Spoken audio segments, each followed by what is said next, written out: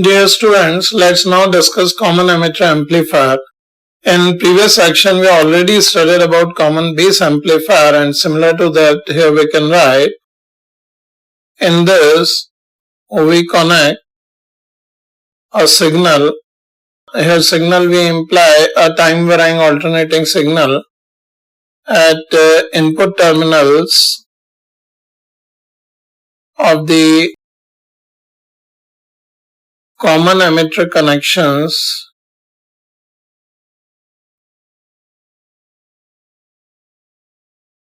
of a transistor.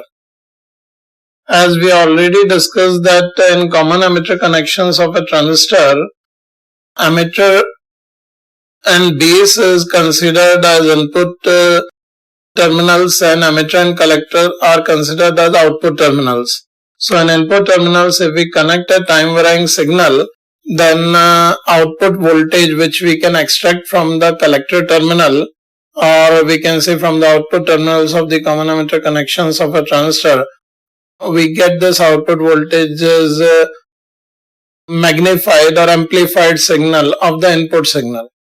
Let's understand it with the help of a circuit diagram for a common emitter amplifier. This is a circuit which shows us the basic connections of a common emitter amplifier. Here you can see that there is a PNP transistor connected with emitter common to base as well as collector side. And on the input side of this common emitter configuration, we connect an input time varying signal. Here you can see there is a time varying signal which is connected. And as we already discussed, this input signal is a small signal compared to the battery voltage VVB to keep base emitter junction forward biased.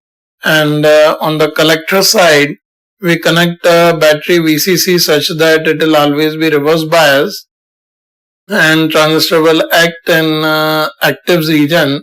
And when this emitter base junction is forward biased, and due to this signal the forward biasing varies sinusoidally according to this signal, we can see that this base current also varies sinusoidally. And when the base current sinusoidally varies, the forward biasing of base emitter junction also varies sinusoidally, which will affect the variation in collector current in the similar manner. Like you can see, if base current increases, that implies here base emitter forward biasing increases, and in this situation collector current also increases. So this base will become forward biased when in this situation we can say this signal voltage goes down, because you can see it is N side of the junction, emitter is P side, collector is also P side. So if this emitter signal voltage goes down, the low potential connected to base will further decrease, and it will be forward biased, and it will increase collector current. And when this emitter current increases, like if we just have a look in this graph, here if the signal voltage increases, you can see if this signal voltage increases, we can see the overall forward biasing of base emitter junction decreases, because this is negative and it is going in positive side. So we can see base current decreases and collector current also decreases, and the voltage output across the load resistance will also decrease. So here we can see when input signal increases, output signal decreases. If this is the graph of output voltage with time, you can say it will decrease. And when input signal start decreasing after half cycle, the overall negative polarity at the base terminal will increase, and forward biasing of base emitter junction increases. It will increase the collector current, and hence it will increase the output voltage. So we can see here as input signal goes down, or in the second half cycle of the input signal, we can see the output voltage will increase. So just by having a careful look on the two functions, we can say that V out is out of phase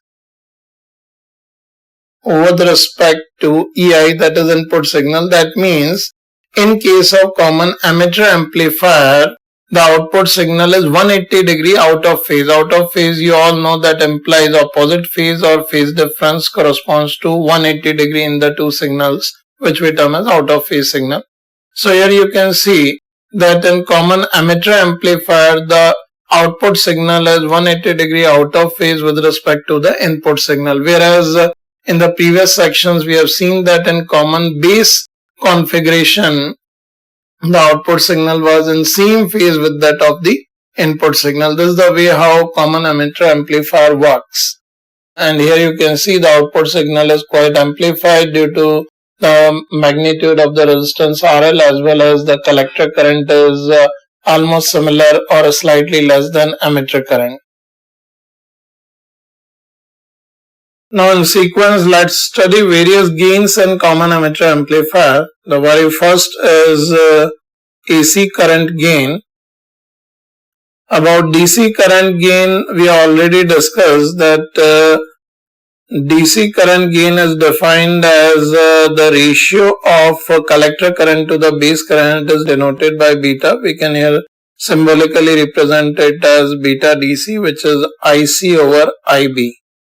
Similar to this, we can define AC current gain, which is used to relate the variation in collector current to the variation in base current, and it is written as beta AC, which is given as delta IC over delta IB. This is the way how AC current gain is denoted. And the other gain we define is AC voltage gain, which is again the ratio of output voltage variation to the input voltage variation denoted as AV. It is delta V out by delta V in. Here variation we are taking because amplification is that of an alternating signal. And here we can write delta V out as the output voltage, which can be this variation in output voltage, which can be written as delta IC multiplied by RL, the product of variation in collector current to load resistance, and delta V in input voltage variation can be written as delta IB multiplied by RI, that is the input resistance of the transistor. And if we substitute the value of AV, we are getting is delta IC RL over delta IB RI. So you can see here voltage gain can be written as delta IC or delta IB, we can write as beta AC multiplied by RL over RI. And in this situation, if we just have a look carefully, we know well that beta AC is always more than alpha AC. We can write as beta AC is more than alpha AC. The value of beta is always certainly more than value of alpha, because here in denominator we are taking variation in base current, which is significantly small. This implies we can say voltage gain of common emitter amplifier is very large compared to a common base amplifier. That's why in majority of application, common emitter amplifier is preferred over a common base amplifier.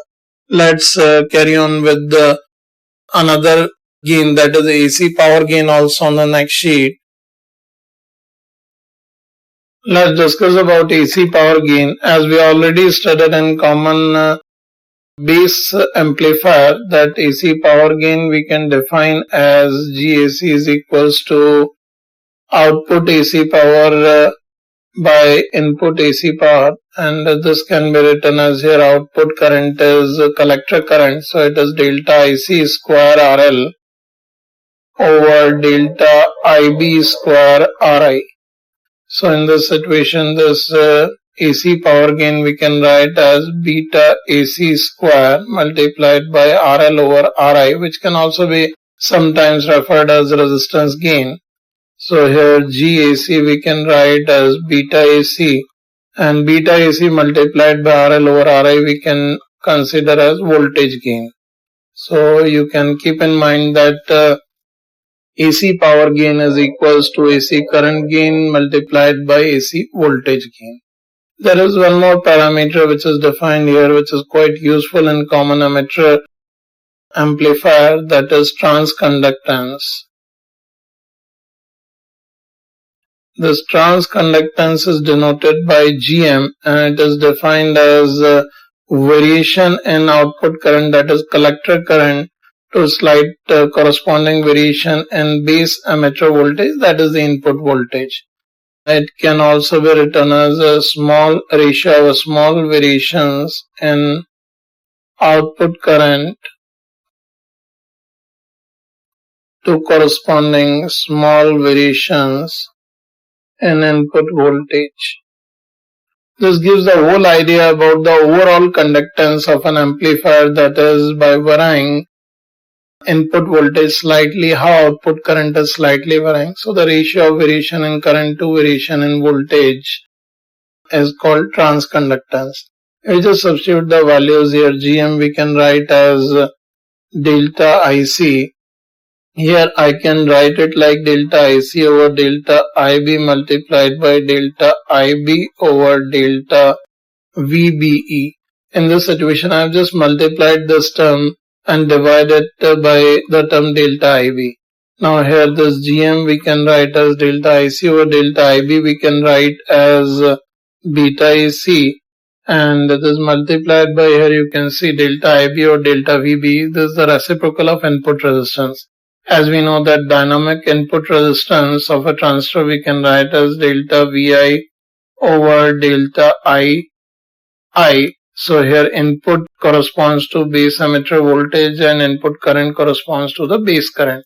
So here we can write it 1 over Ri.